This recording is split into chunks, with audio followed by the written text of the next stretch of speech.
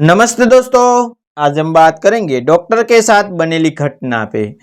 खून बहुत बह गया है। डॉक्टर और देर हुई तो ये बच नहीं पाएंगे। मृणाली ने रुआ से स्वर में गिड़गिड़ाते हुए कहा, I am sorry, accident case है, पुलिस के आने तक मैं ये केस नहीं ले सकता।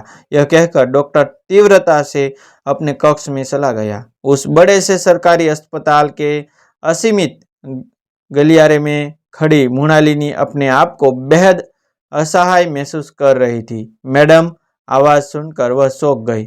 आप डॉक्टर सक्सेना से बात करके देखिए, बहुत भले आदमी है, शायद आपकी कुछ मदद कर सके। फिलहाल वह खाना खाने घर पर गई है। यह रहा उनका फोन नंबर। अस्पताल की वह आया मृणालिनी के हाथ में एक पर्ची थमाकर चली गई। इब्ते को मानो तिनके का सहारा मिल गया हो। हेलो डॉक्टर सक्सेना, देखिए एक बुजुर्ग हमारी कार से टकराकर घायल हो गया है। वो बहुत तकलीफ में है। उनका खून भी काफी बह गया है। कृपया आप जल्दी अस्पताल आए। निवेदन करते समय मृणालिनी को अंदेशा था कि डॉक्टर सक्सेना भी अपने अन्य सहकर्मियों की भांति एक दुर्घटना के केस को हाथ नहीं लाएंगे। पर उनका जवाब सुनकर उसे सुखद आश्चर्य हुआ। आप घबराइए नहीं, मैं चंद पलों में वहां पहुंच रहा हूं। वे चंद पल मृणाली को युगों के समान प्रतीत हुए। सामने से एक डॉक्टर को तेज कदमों से अपनी ओर आता देखकर वह उसी तरफ दौड़ी, पर आमना सामना होते ही वह सपाक हो गया। यह तो अभिजीत है।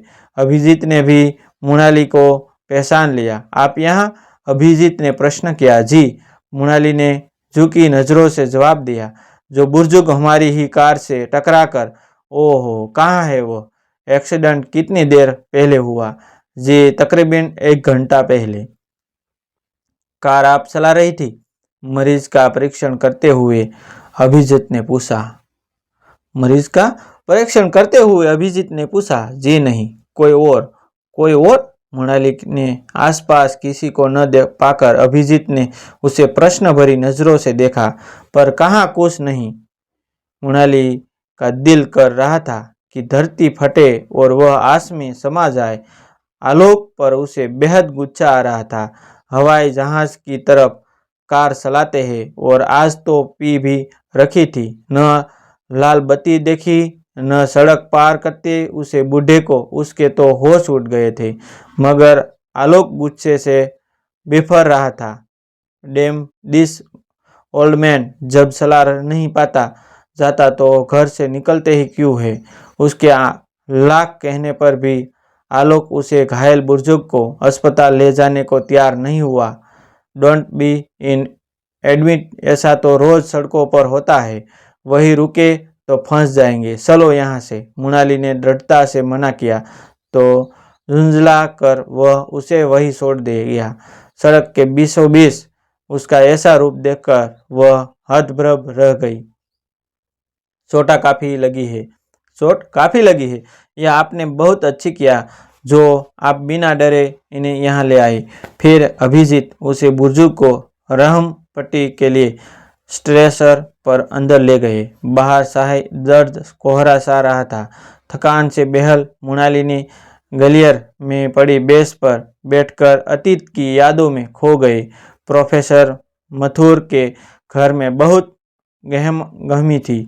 उनकी बड़ी बेटी मृणालिनी को देखने लड़के वाले आए हुए थे। लड़का डॉक्टर था और उसका परिवार उन्हीं की भांति मध्यम वर्गीय था। उन्हें पूर्ण विश्वास था कि मृणालिनी सबको पसंद आ जाएगी, और भला कौन नापसंद कर सकता था उसे। चमकदार निखारा रंग, पूर्णता, प्राकृतिक ताजगी लिए हुए, घर के कामकाज एवं पढ़ाई लिखाई में भी निपुण थी। वह चाय की ट्रे हाथ में लिए जब वह बैठक में प्रविष्ट हुई तो सब उसे देखते ही रह गए।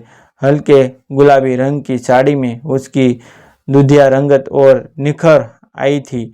सुंदर चेहरा, घने केश, उसे देखकर ऐसा प्रतीत होता था मानो प्रयोगधर्मी ईश्वर ने उसे गढ़ तराश कर सुंदरता पर एक प्रयोग किया हो। मृणाली को सबकी सकारात्मक दृष्टि का आभास हो गया था।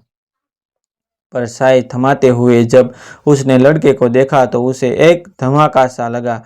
सावली रंगत छोड़ प्रसन्न ललाट चौड़ी नाक एवं साधारण कद काठी का वह लड़का उसके सपनों का राजकुमार नहीं था। उसके सपनों राजकुमार जिसकी उसने अपनी कल्पना से एक छवि भी बना डाली थी। लंबा कद, गठीला बदन, तीखे नैन नक्श, आकर्षक व्यक्तित्व के राजकुमार का ख्वाब देखिया उसने वह मुझे मन से नाश्ता परोसने लगी। बड़ों के आग्रह पर वे दोनों बाहर बगीचे में घूमने गए। अभिजीत के कहे शब्द उसे अब तक याद है। देखिए, आप कोई निर्णय ले उससे पहले मैं आपको एक सच्चाई से अवगत करना चाहता हूँ। मैं एक सरकारी डॉक्टर हूँ। आय स्मिथ है।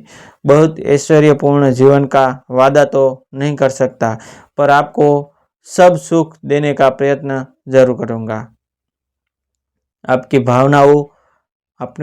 भावनाओं को सम्मान करूँगा। मृणालिनी बात आगे बढ़ाने की इच्छुक नहीं थी। सो छुपी साधे रही। पिताजी को पता चला तो उन्होंने उसे शांत स्वर में समझाने का प्रयास किया।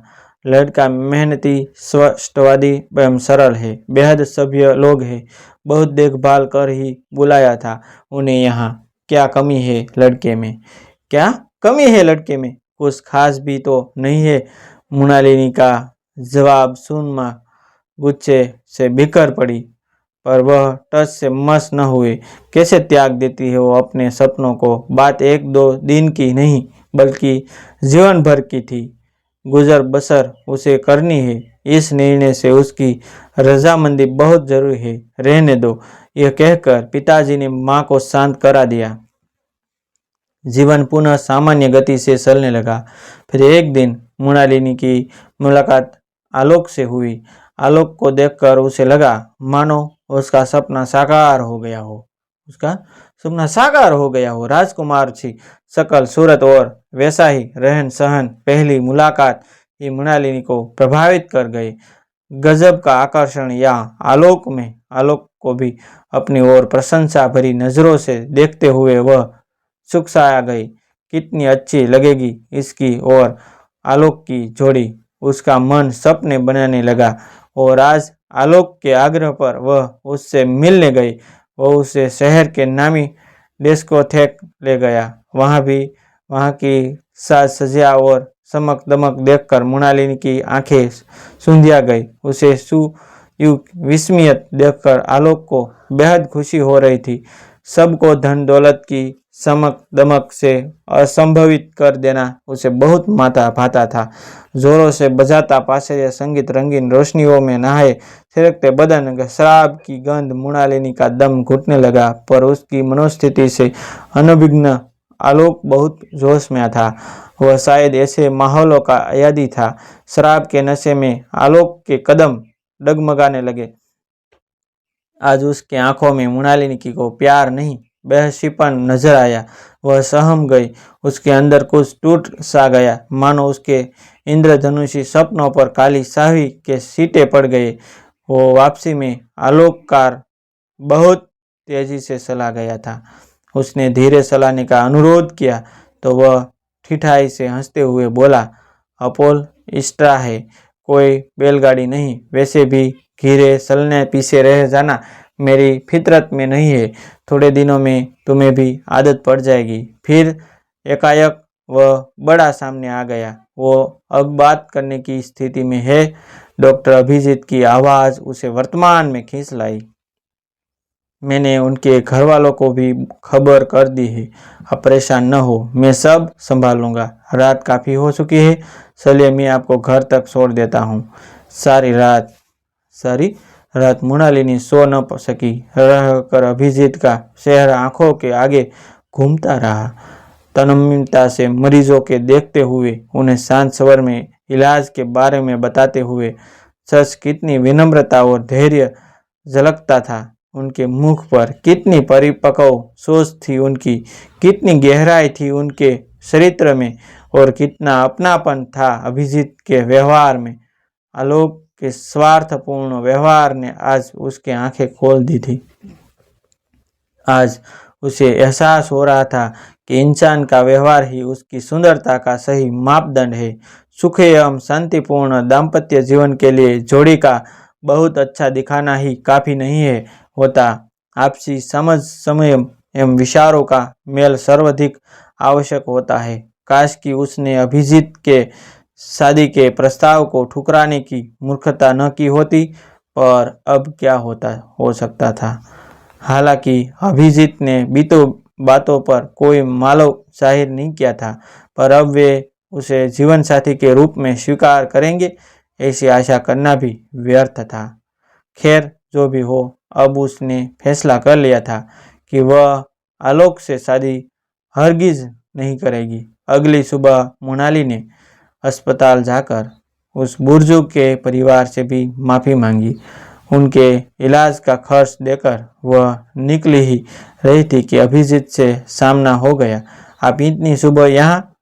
जी, मैं उन बुजुर्ग से मिलने आई हूँ। बहुत अच्छा किया आपने, अभिजीत ने उसे प्रशंसा भरी नज़रों से देखते हुए कहा। बहुत कम लोग अपनी गलती स्वीकार करने की हिम्मत रखते हैं। गलती तो मैंने कुछ समय पहले एक और की थी, पर उसके लिए मुझे आपसे माफ़ी मांगनी है, मोनाली ने धीमे स्वर में कहा। गलती कैसी? अभिजीत ने मुस्कुराते हुए कहा। हर इंसान को इतनी स्वतंत्रता तो होनी ही चाहिए कि वह अपनी जिंदगी के कुछ अहम फैसले खुद कर सके। शायद मैं नहीं, आप बहुत अच्छे हैं, मोनाली ने बात काटते हुए कहा। मैं ही आपको पहचान नहीं पाई। कुछ क्षण ही यूं ही बिना कुछ कहे बीत गए। फिर अभिजीत ने उसे नहराते हुए प्रश्न किया, और अब? मोनाली के चेहरे की सुख रंगत से उसे जवाब मिल गया। दोस्तों, ऐसी नई नई कहानी सुनने के लिए और देखने के लिए हमारे चैनल आप सब्सक्राइब कर लीजिए, जो आपको जीवन में कुछ नया करने के लिए हमारा चैनल आपको अवश्य प्रेरित करता रहेगा। थैंक यू दोस्तों, मिलते हैं एक न्यू वीडियो के साथ, एक न्यू स्टोरी के साथ।